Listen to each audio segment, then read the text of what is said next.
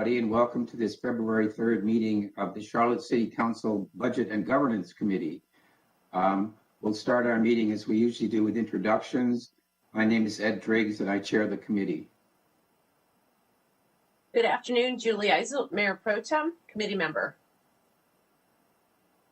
Good afternoon, Greg Phipps, committee member and at large. And could I ask people in the room to introduce themselves? Good afternoon, Brent Cagle, Assistant City Manager. Ryan Bergman, Budget Director. Teresa Smith, CFO. Donata Jackson, Office of Constituent Services. Marie Harris, Strategy and Budget. And do we have anybody else online? If not, great, let's get started. So we have two agenda items today. One is our proposed work plan, and the other is a begin of our annual review of the budget development process, which is actually the first item on our proposed work plan. So I would like to turn it over to Brent Cagle to talk us through those. Yes, thank you, Mr. Driggs. So all members of the committee should have already received the packet. Inside of the packet is the Budget and Governance Committee proposed work plan. This work plan, the intention is to set out a rough work plan for the year for budget and governance with the intention of being presented at the next strategy session on February 7th.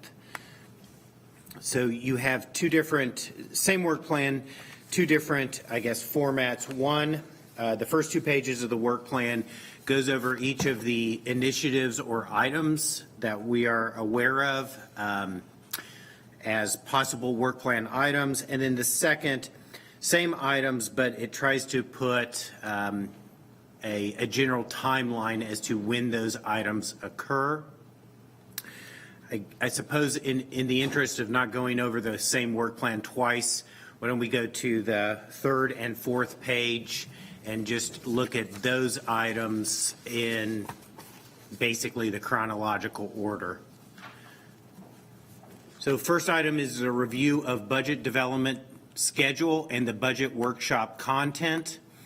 This is fairly self-explanatory. This is something that routinely the Budget and Governance Committee handles, and we will be seeing a presentation. Our second item is related to this.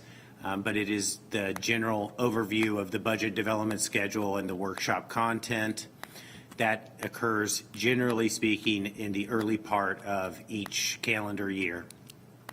Second item is the hospitality fund review. Just as a reminder, a couple years ago, City Council approved a policy guideline for hospitality funds. Part of those guidelines require quarterly review of a variety of information related to the hospitality funds. So this item is related to meeting the hospitality fund policy requirements. City Council annual strategy session. Again, this is related to the annual strategy session and Budget and Governance Committee's normal charge to work with the city manager and the manager's office in developing agenda items and a schedule for the council's annual strategy session. You'll note I marked this one as to be determined, and that would be open until we have a better idea of when the next city council annual strategy session would occur. Next item is the annual comprehensive financial report, or ACFR. Again, this is a review of the external auditors.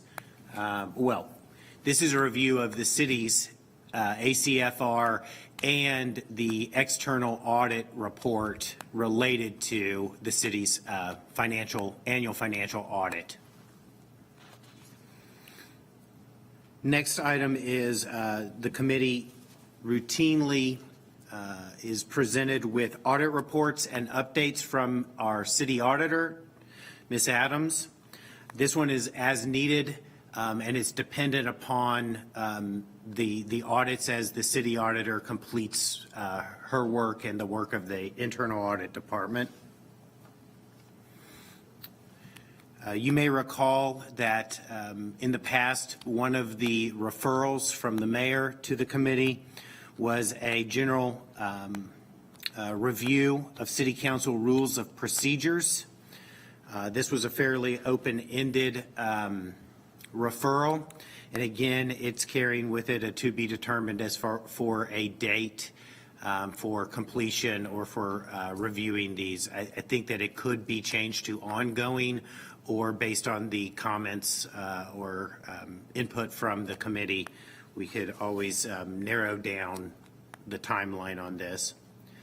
The next item is a review of virtual meetings, remote meetings policy for the city council. The committee has discussed this in conjunction with the city attorney's office. However, during the last review or discussion of this item, it was determined that this item would be put on hold pending the governor's emergency order, which is still in effect. The governor's emergency order provides municipal governments or governing bodies the ability to hold virtual meetings. So at this point, the City of Charlotte rules regarding remote meetings is sort of superseded by the governor's emergency order. Next item is a discussion of possible addition of a new city council district. This is a recommendation from the Citizen Advisory Committee on Governance. And again, I have marked this one to be determined for input or feedback from the committee. And then the last item is a consideration of increasing city council members' terms from 2 years to 4 years. This is an item that the previous city attorney, Mr. Hageman, and the current city attorney, Mr. Baker, have both weighed in on and provided information on. And so, again, this one is to be determined, but it would be a review of the timeline and a discussion of the item. If it were to be recommended, I guess the timeline then would need to be reviewed to coincide with the citizen referendum. Mr. Driggs, those are all of the items on the work plan. Thank you, Mr. Cagle. I want to comment quickly on these items and then throw it open to the committee for discussion. The review of budget development schedule and workshop content is a kind of routine responsibility of this committee. In my mind, there's always a question to what extent the committee should sort of preview some of the main issues related to the budget and start to process, or whether we're really just concerned with setting a schedule for the workshops and agreeing on agendas for the workshops. So I guess I'll put that out as a question. Colleagues, what role do you see for us? I would like for us to take a first look at big questions that might come up and try to frame a full council conversation if we think there's going to be one. And I think today we're going to get a preview of some of the general fund issues that will be discussed at our first budget workshop. Just interested to know whether you have any thoughts about that.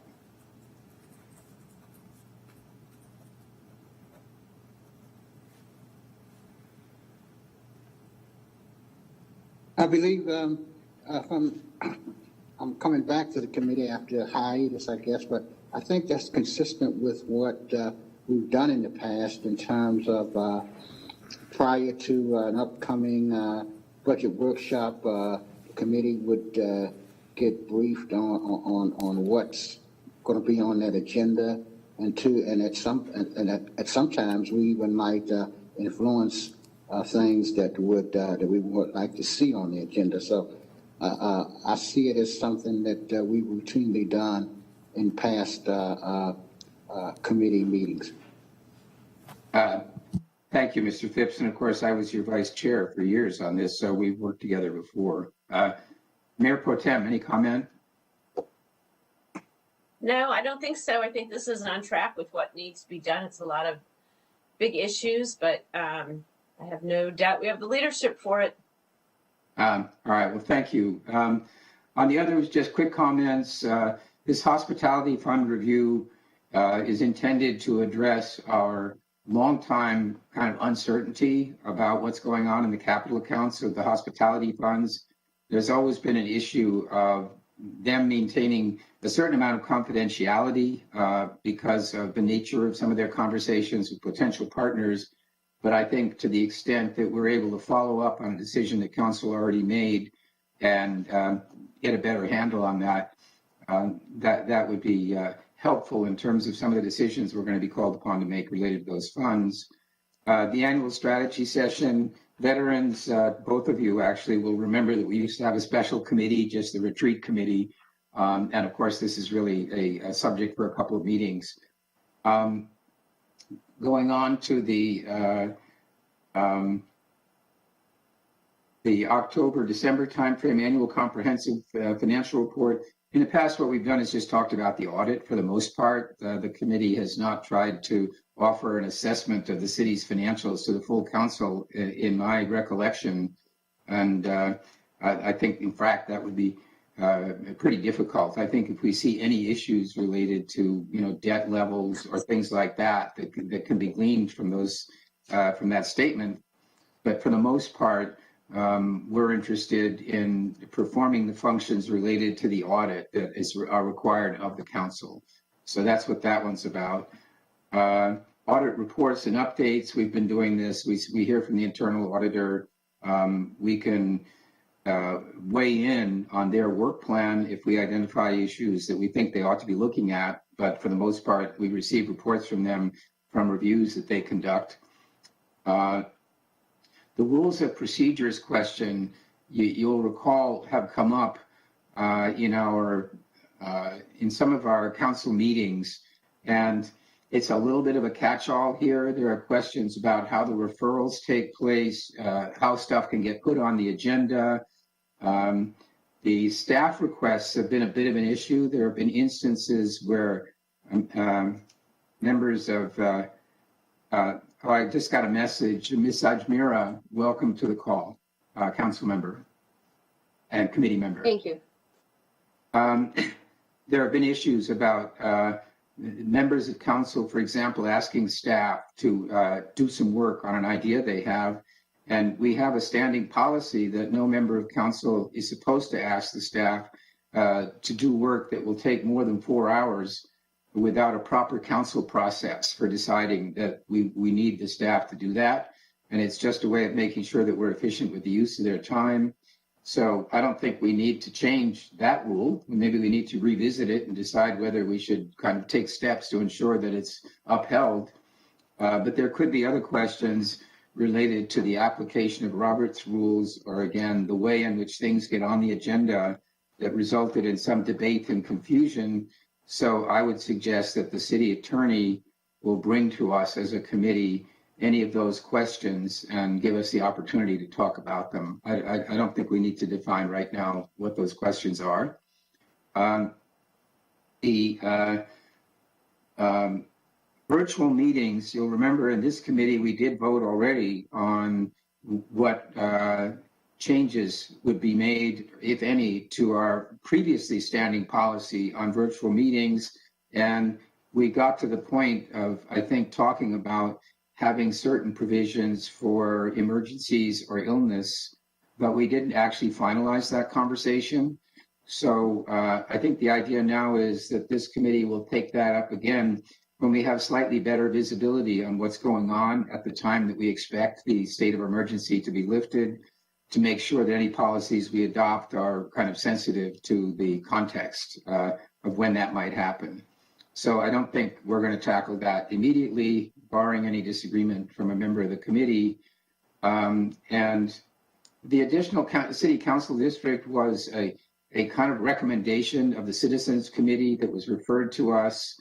I don't personally have a strong sense of where the council is as far as wanting us to kind of hunker down and start figuring out how to get this done.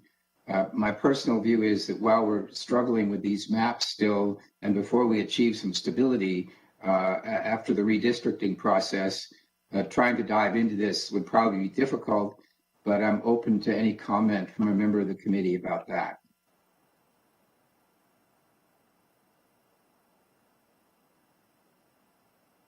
I certainly would agree with your assessment that in as much as we're still in a state of flux, that that I think that that could be something that would I don't know. Maybe it'd be better served that when the new council members are even onboarded. You know, that might be something that they would tackle at some point.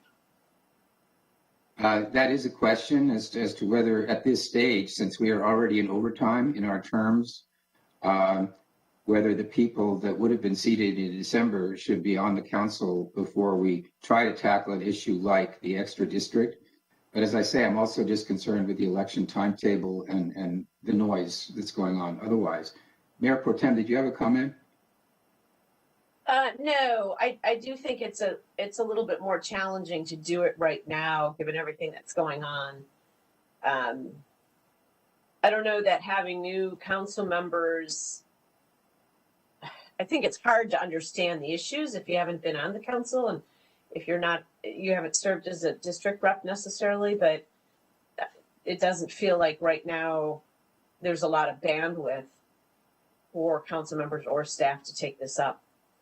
Yeah, that's how I feel about it. And it's odd as far as the new members are concerned, because talking about next year's budget or our adoption of the UDO, there are a bunch of questions where you might ask yourself, should this be done by this council or the next council? And essentially, on the one hand, the next council are the people who should have been installed in December, arguably. And on the other hand, making final decisions about issues like the UDO, which are very complicated and have been in the works for years, seems like a lot to ask of people who may have only been in office for a few weeks by the time the vote comes up. So that's a general issue. I think at the rate we're going in terms of resolving the redistricting thing, we may have plenty of time to adopt the UDO before any of us is able to leave office. And not to jeopardize your travel plans, Mayor Pro Tem, but okay on that one. And then the 4-year terms, I think Mr. Cagle kind of alluded to the fact that we have seen in the past, initially from City Attorney Hageman, the kind of timeline of events. And you may recall there was a question about whether you had to plan for a referendum or whether you could try to proceed without a referendum and possibly trigger a petition that would then require one. But we have seen already what the kind of timeline looks like in order for us to change the terms on a given date in the future, 2023 or 25 or whenever. So I think for right now, we just want to be cognizant of when we would have to do what in order to be able to take action by a future election date. And I will ask the city attorney to kind of bring that to us so that we can then consider, all right, if we had to start in March or if we had to start it whenever, do we want to aim for that or not? So those are my comments. Are there any observations otherwise about this work plan? This is the schedule that the mayor requested of all committees, just to kind of define the scope of our work and what our plans are for the year. Is anything missing from this?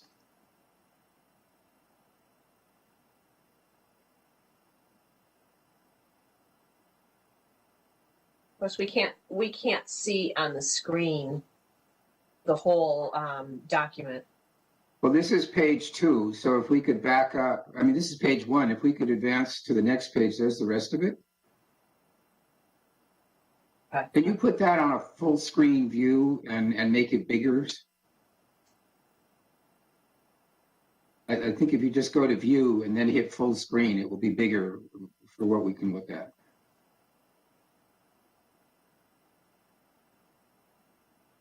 I don't know who has that. It's over there, view, down below, down below. No, full screen. Did you get that? Okay, I don't know. Is that better? Yeah, fine. All right, so that's page 2 of the plan. And then if we back up one page, you can see page 1. I think we all received this package. Yeah. Otherwise, if there are no, we're not completely tied down by this. This is what we're going to offer as our plans for the year.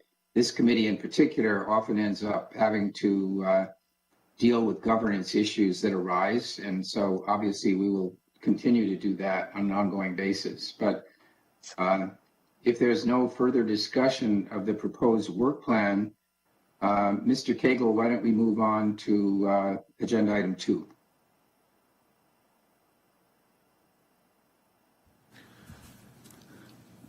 Okay, this is Ryan Bergman. I'll take us through the second agenda item. I have a relatively brief, not super brief presentation on the general fund outlook going into budget development, and then talk about the first workshop plan in some detail, but then also conceptually what the next 2 workshops would also look like.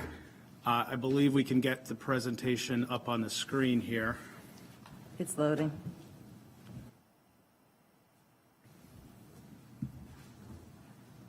And this presentation and the last one would have been sent out by Tamika Ingram in your emails at 2:04, if that's helpful.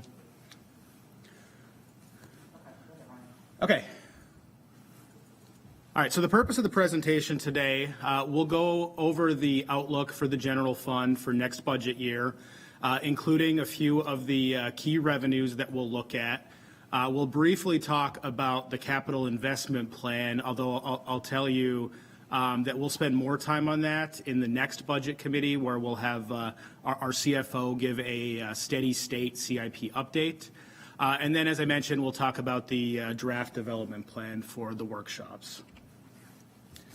Just one slide here on what drives budget development for us. I would point out this is how staff approaches it, and this is one of the reasons that we were able to weather the COVID storm a little bit better than some other cities because of some of the things that have been in place for many, many years in Charlotte, which has been strong financially.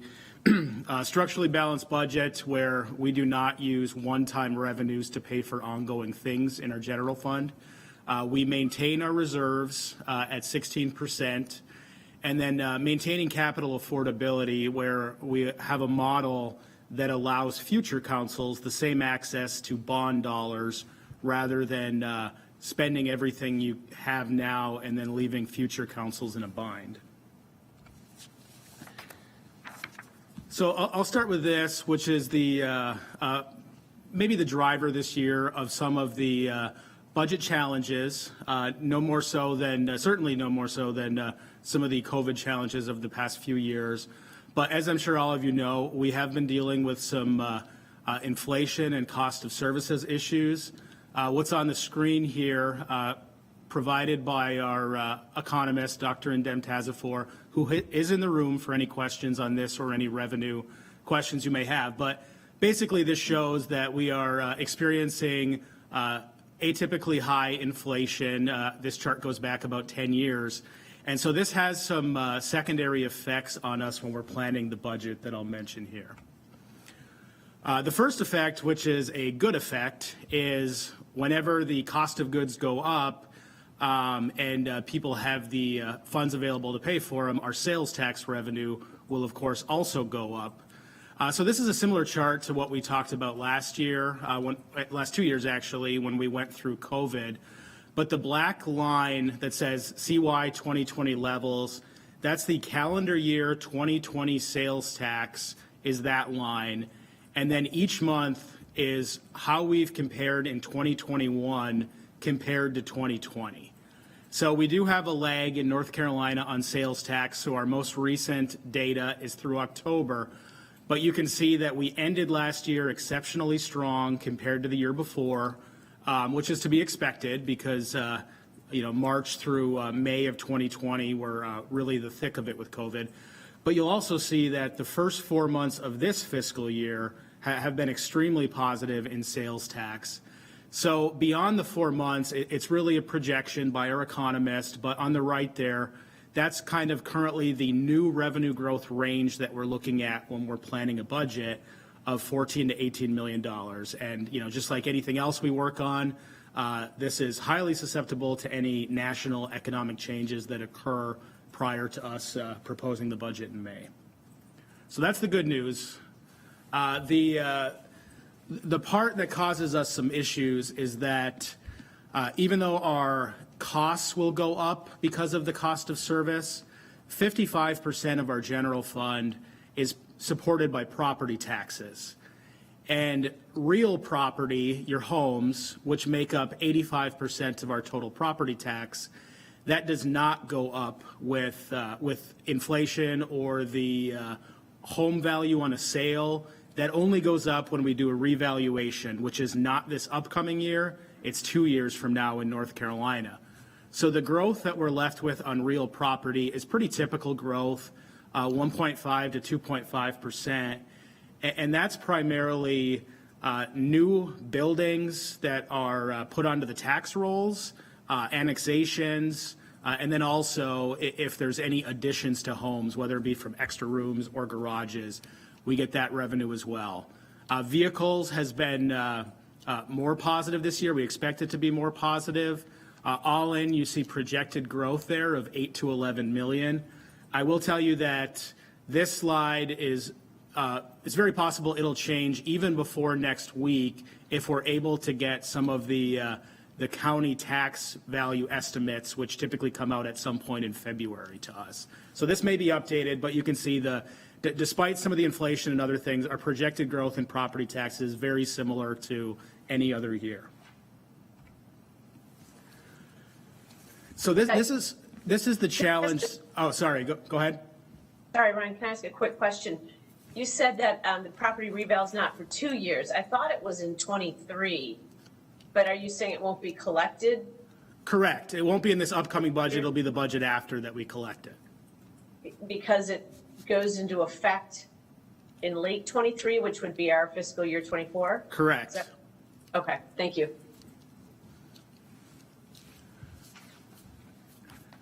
So what this slide is the budget challenge. Let me start by making sure that everybody understands. I know the people on this call do. This does not mean we have a fund deficit or anything like that. This is just the projection challenge. It's very similar to typical years in the budget office. It's about $7.6 million that we look to address. Now, some of the expenses on the right really get into some of the items that we'll want to talk about at the upcoming workshop, which I'll talk more about a little bit later. But the cost of service growth, of course, is a little bit inflated because of our contracts and our temporary help and labor and things like that are a little bit more expensive. Benefits growth is primarily driven by healthcare and retirement. Charlotte has had a fantastic run with benefits. Well before I got here, there were some fantastic decisions around healthcare and the clinics, and it resulted in us having really good claims experience compared to the national average, to the point where we did not have to raise healthcare premiums for 4 years. With COVID and with other inflationary factors, we're now to the point finally where we are going to have to make an investment in healthcare. And then finally, a typical salary increase, which I would define as typical to the last few years, where it's a cost of living adjustment, a step for public safety, a merit pool. What we'll also talk about later for the upcoming workshop is there's some stresses here on some of our employee subgroups because of national trends that we'll likely also have to talk about addressing in the workshop. Hey, Ryan? Yep. If we have, if we have to fund more for healthcare, have we had any discussion about how that increase would be allocated between the city and employees? Yeah, and I think that's one of the items we want to talk about at the upcoming workshop. We actually have a full healthcare presentation. I will tell you that maybe like 5 or 6 years ago, we would really proportionally pass it on to employees versus us. I think there's some other factors this year with employee compensation and attracting and retaining employees that might make that more challenging. But we'll certainly address that. But no decisions have been made on that. That'll be part of this budget process. Right, because when you say $12.1 million typical salary expense, I assume you're building in like your normal 3% assumption there? That's correct. Right, and we'll be in an environment where inflation is higher than that. So employees are going to be squeezed in real terms. And I think that could affect our decision about how we allocate the cost of the healthcare. Absolutely. Yeah, all right, thank you. And Mr. Driggs, I have a question. Thank you. Ryan, last year actions, $4.7 million. Can you give us an example? Are these one-time expense and are we just annualizing it? I'm trying to get an understanding of that. Yeah, I'll give you two examples. The first example would be our salary increase. Some of it takes place on the employee's anniversary date, so when they started. So we might have only funded 8 months of a salary increase for somebody last year. This year it has to be 12. And then we also have various operational things, such as we opened a new fleet facility last year, about 4 months into the year. So we have to have 12 full months of funding for that one as well. Got it. Thank you. So moving on to our capital plan and a brief look at that. We'll save the good news for next month. We'll have a dedicated budget committee discussion around the steady state and capital, if that's what you guys desire. I would tell you that right now, it is looking like we will be able to support our plan, plus there will be some growth, but we still need a little bit more time. That's a little bit more complicated model, and Teresa will handle that next month. And so we're in FY22 right now. We're planning the FY23 budget. So when you look at a 5-year CIP that we would typically work on, it'll be the FY23 bond, which voters would be asked to approve this upcoming November, and then also looking at a plan for that 2025 and 2027 bonds as well. And I certainly won't read what's on this, but I'm just reminding everyone that when we went through the process last year of talking about our capital plan, we had made it through the big ideas. We had more flexibility to talk about the upcoming capital plan. Based on your feedback and your ideas, we did have this plan in the budget. It is just a plan that, of course, does not mean anything until each of the years is approved by City Council and then the voters. But this is kind of the starting point for adjustments that would be made when we start talking about CIP and priorities, ideally at that second capital workshop. And just some of the highlights as a memory for what we had put into the plan for that first 22 draft plan was bigger investments in sidewalks, bikes, Vision Zero, which of course is pedestrian safety, lighting, things of that nature, and then maintaining that $50 million for affordable housing. This is just the draft plan, and that's what would be at the prerogative of City Council to adjust this and maybe spend some of the increased capacity, if there is some, at the workshop. And so I'll leave it on this slide for a while as I talk, because this is important to what you guys were talking about earlier for understanding what we're thinking about with budget development. You'll see the committee meeting today where I talk about this presentation. What we were hoping to go through at the workshop is more employee focused and what that means for operations, talking about workforce planning, talking about compensation investments and healthcare investments and how they all work together compared to some of the national trends about retention and attracting employees that we're dealing with. For meeting 2, as I mentioned, we'd like Teresa to have a chance to explain the steady state. And then I'll come back to the enterprise fund thing in a second.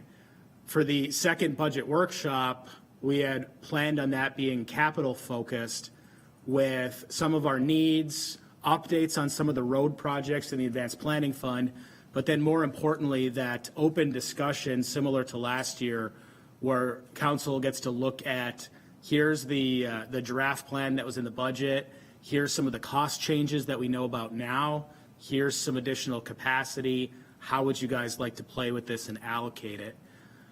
As for enterprise funds, and this is all at the committee's discretion, in the past, sometimes we have enterprise funds come and do the same presentation to the committee and the workshop, which, I've heard from some council members may not be the best use of their time. So one idea I want to discuss is, could we have the enterprise funds give a more detailed, financial-oriented look to the committee, talking about rates and metrics and things of that nature, and really just save the workshop for almost like a report out of some of the questions that full council has for the enterprise funds, but we would of course make the committee presentations available to all council members well ahead of time so they're up to speed on that. But that's just a proposal from us about trying to think how we could do this a little bit more efficiently.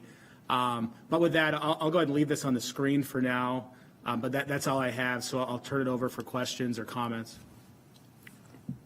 Mr. Driggs, I have a question. So, I do as well. Yes, go ahead. okay, thank you. So for late February, early March, we got two topics, and I know the CIP discussion, it's going to take some time. So this water and stormwater outlook, is that an enterprise level discussion? Yes.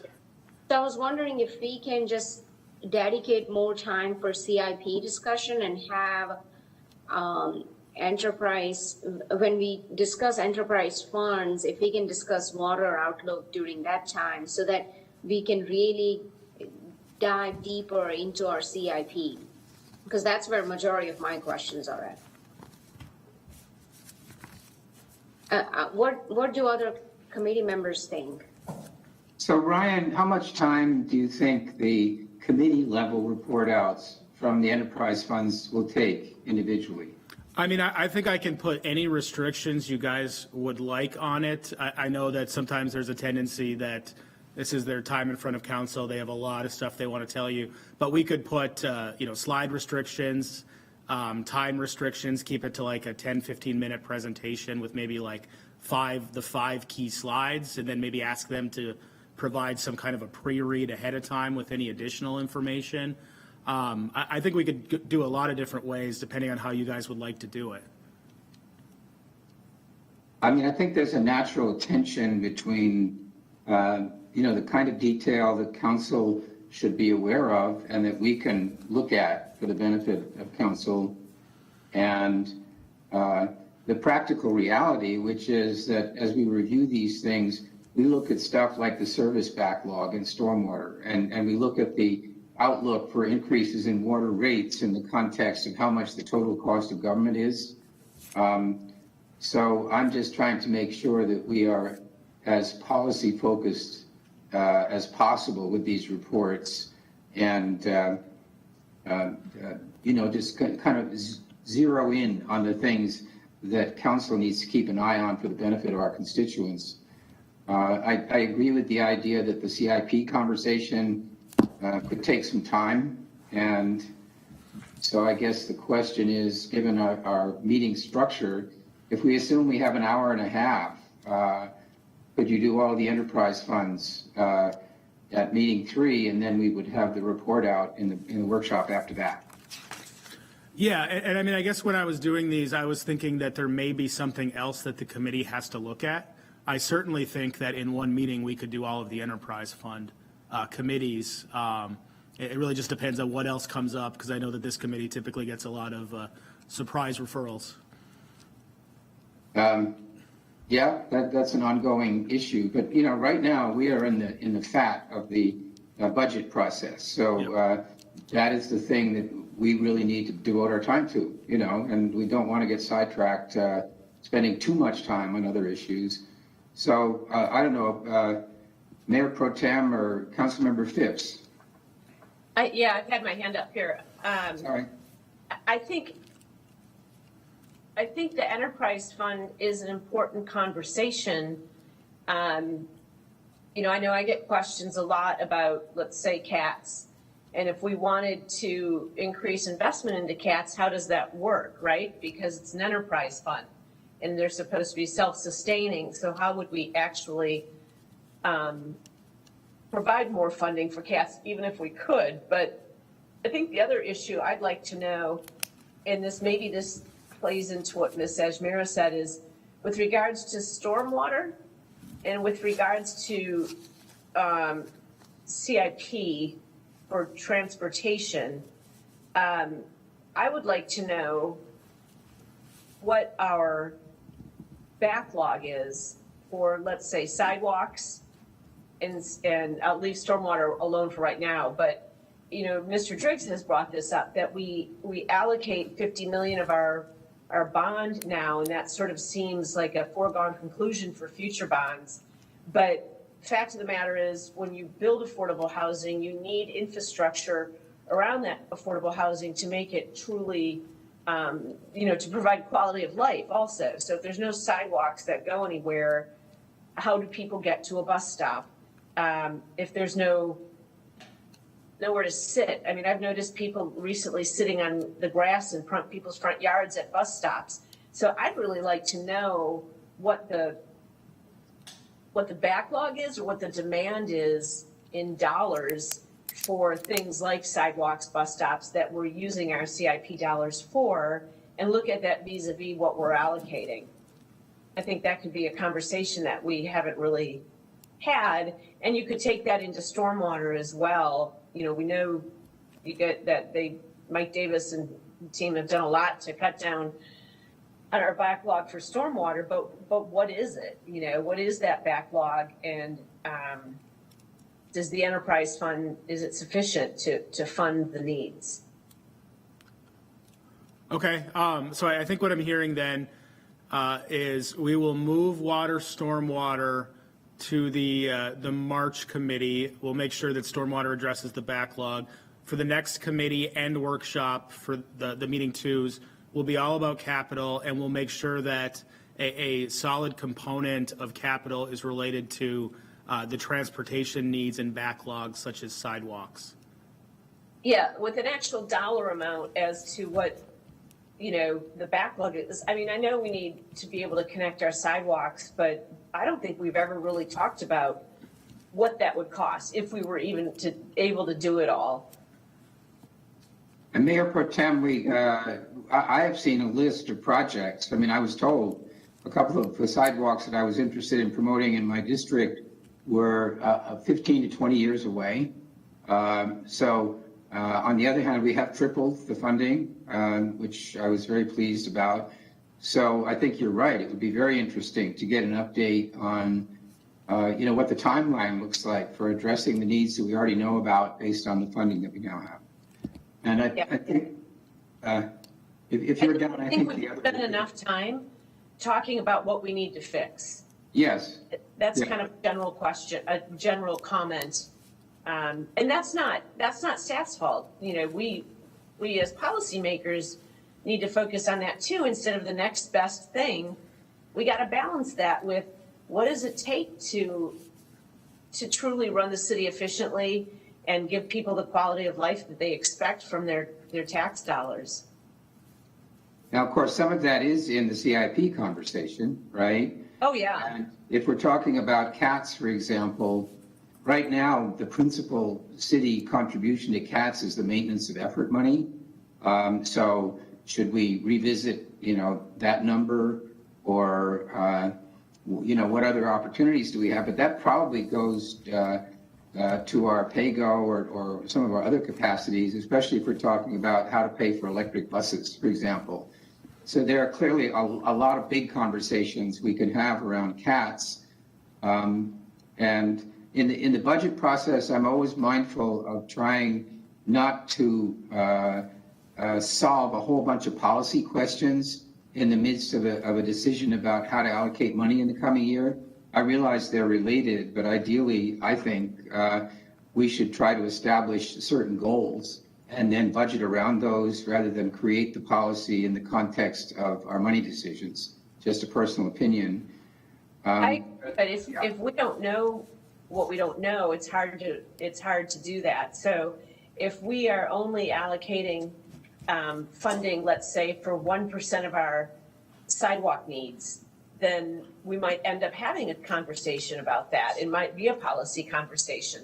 Same with stormwater, same with cats. So I don't know how you wrap that into one efficient conversation.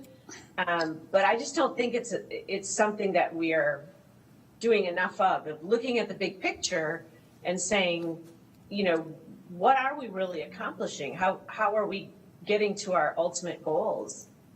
So I guess my point is that if we get to where that becomes apparent, my first response would be to bounce it over to your committee from this committee.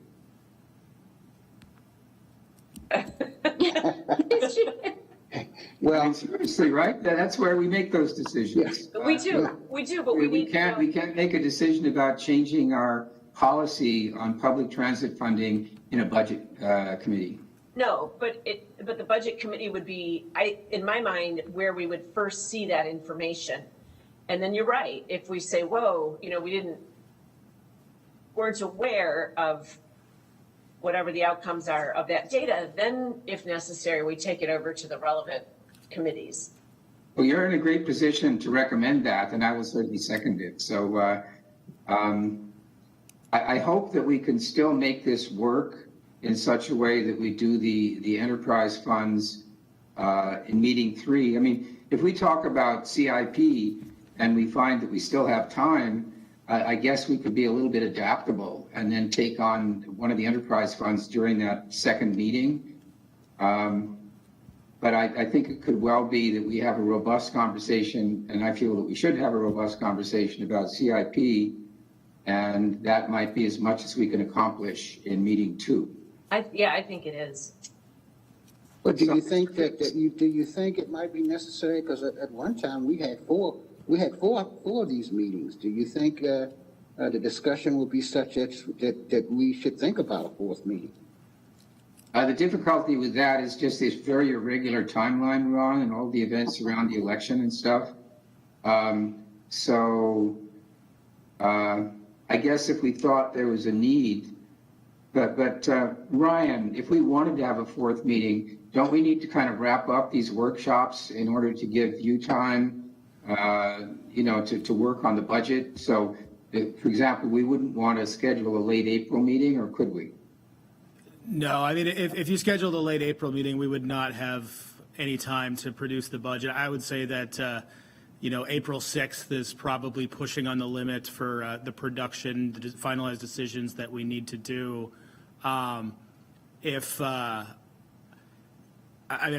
For next year, if there's a desire for an extra one, I think we would maybe start a little bit earlier. I would even have to call for a pause and a discussion on it if we tried to fit an extra one within here because of the amount of preparation and work that goes into each one of these. It's almost a cycle we get into with committee, then workshop, then committee, then workshop, and then, producing the actual budget. Right. I would be hopeful, for example, that the aviation conversation could be pretty short. Yeah, definitely. I mean, the economics of aviation are a thing unto themselves. It's all about the lease agreement with the airline and federal rules and things like that. So unless there's a huge debate about the rates for parking, and I think we already know that the outlook for aviation is favorable to the extent that we can anticipate a recovery to traffic levels similar to the highest ones that we saw in the past. But anyway, aviation might be a place, and they should be flattered that we don't feel that we need to spend a lot of time picking apart all of those numbers. Right. That might be a place where we can, free up time for what could turn out to be policy conversations about cats and Right. stormwater. So by the time we get to that 3rd meeting and go over the cat's outlook, wouldn't the MTC would have approved their budget outlook already?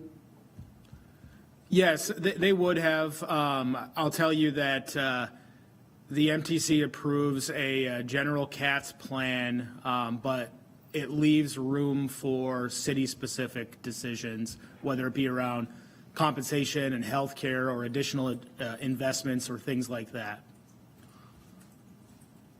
And when would they make any kind of decision on whether or not fares be increased or not? They hadn't done that in a while, right? They have not raised fares in a while. I think Mr. Lewis would be ready to talk about that when he comes to the committee. The other question about that is yield. And Mr. Phipps, if you're okay, Ms. Ajmira has her hand up. Okay. Thank you. Yes, thank you, Mr. Drakes. I agree with Mayor Pro Tem. I think we do need to answer the number question. I had requested the backlog of all the sidewalks projects, streetlights, and other projects in our CIP. So we did get those lists, but we don't know what the amount is, to Mayor Pro Tem's question. So we do need that. But ultimately, I think even when we discuss the CIP, we will need to figure out, from the numbers perspective, by 2 times or 3 times, how much of this does this really tackle? Like, does it get like 1 project out of 100, or does it get 2 projects out of 100? And I think those are the kind of questions that I'm hoping to get answers on during our CIP discussion, Ryan. Yep, absolutely. I think we'll make sure that we have Ms. Babson here to talk at the next committee meeting as well. And then just talking about that third workshop, we do have financial partners on here. We've done it in the past a number of different ways. That there is some flexibility there where we can give you guys all of the materials and you can just call and ask us any questions if we end up needing more time for spillover CIP discussions into that third workshop. Well, how many of the financial partners are likely to be reasonably automatic, like rollover situations, and how many of them are going to require some discussion? Mr. Driggs, hey, hello, this is Marie Harris. We're still reviewing the proposals, but we do have some new ones in for your review. Okay, well, I think if we can get the, and it's not intended that will be discussed in committee at all, right? The way you've written this up, it's just brought to the full council. Correct.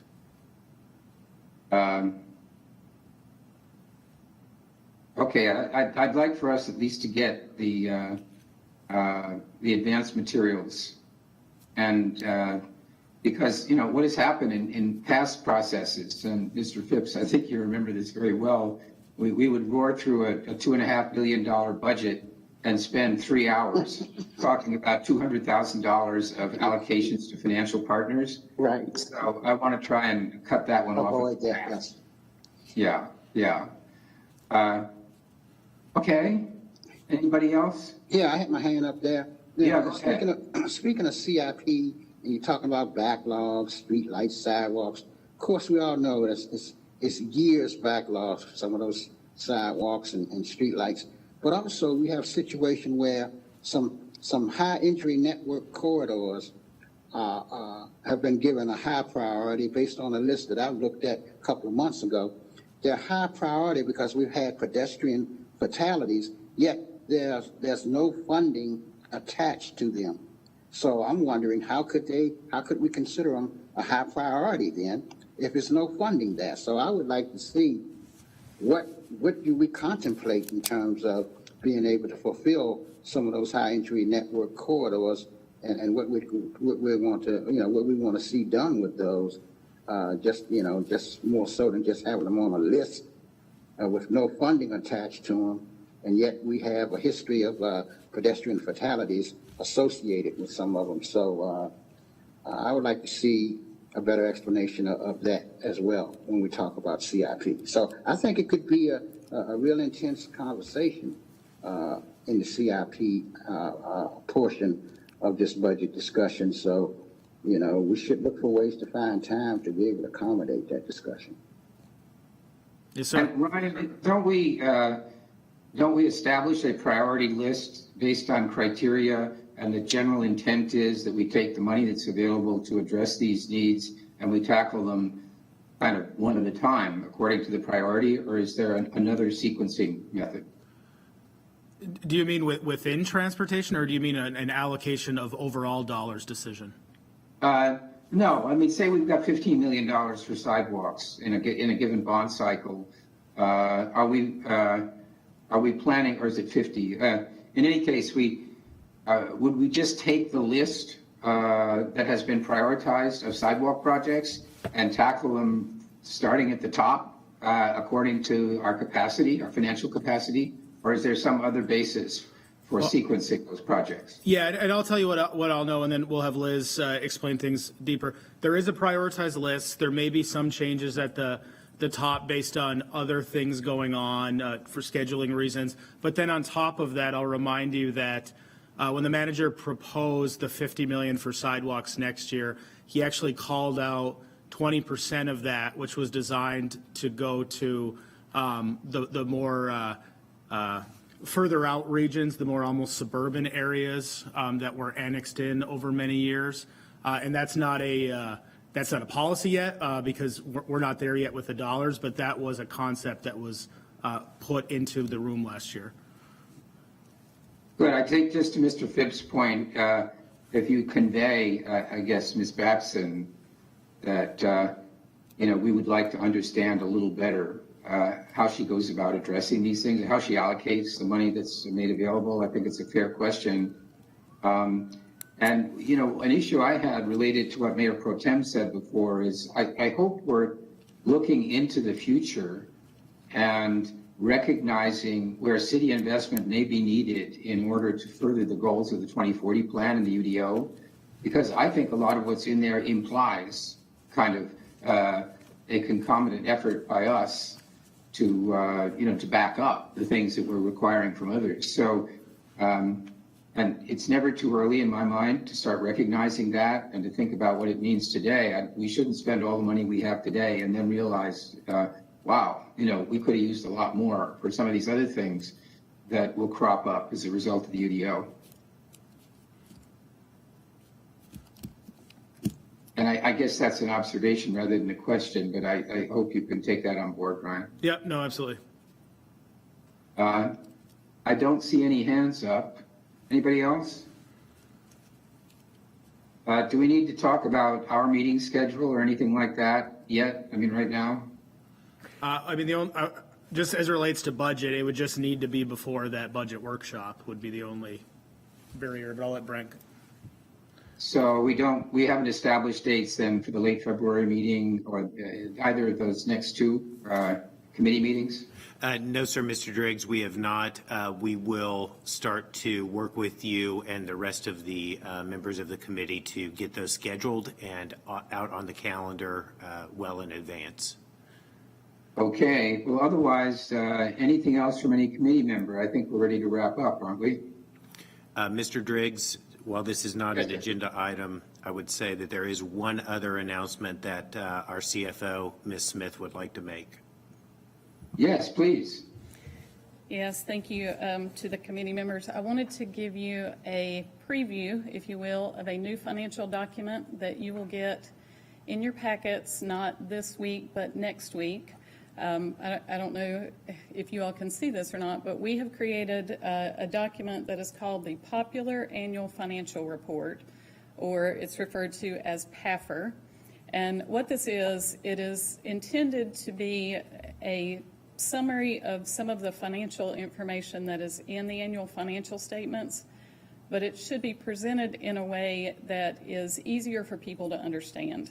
So when we think about equity and how to reach a broader population of financial results, this is a document that does that.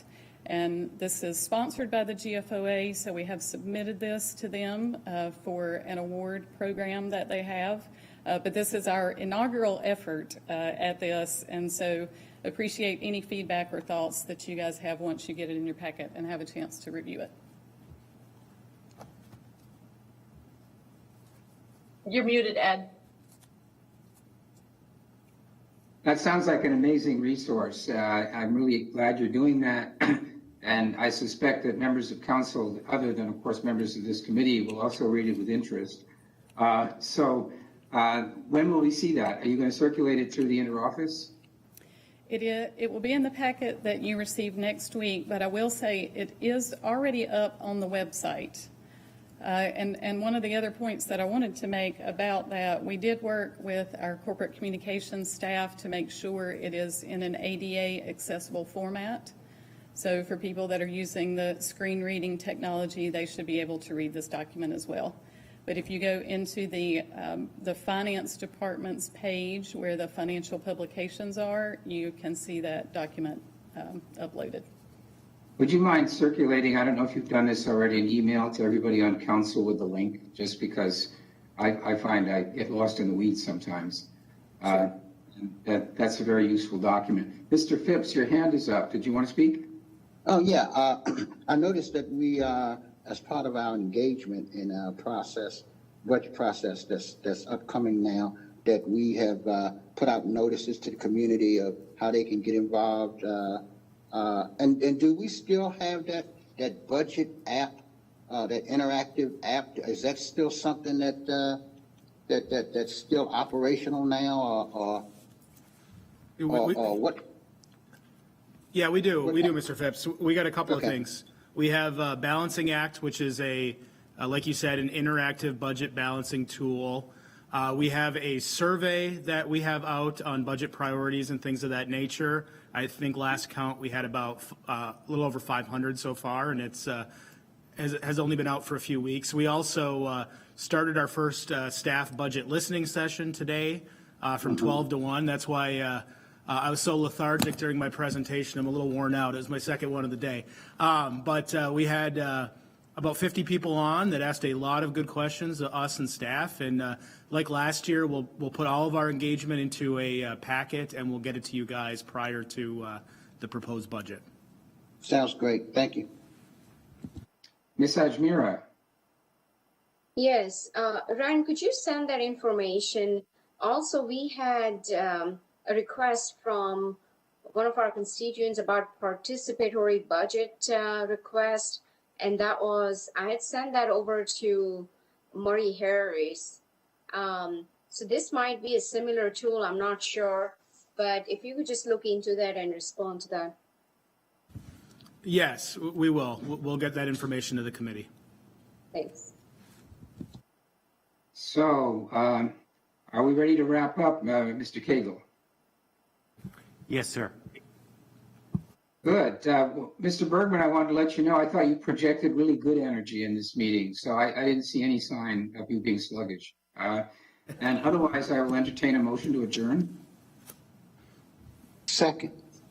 All in favor, hang up. Thank you very much. Thank you. Thanks a lot, Thank guys. you. Bye-bye.